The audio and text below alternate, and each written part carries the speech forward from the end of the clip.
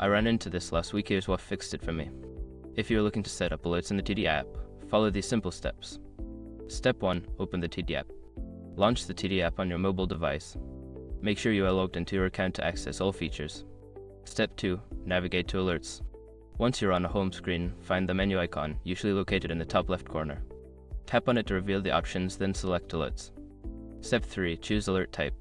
In the alerts section, you'll see different types of alerts you can set up, such as transaction alerts, balance alerts, or market alerts. Select the type that suits your needs.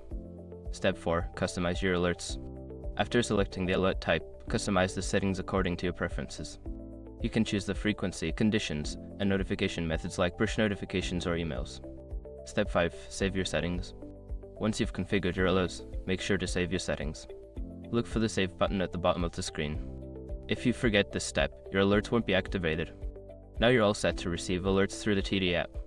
If you have any questions or run into issues, feel free to reach out. Happy banking!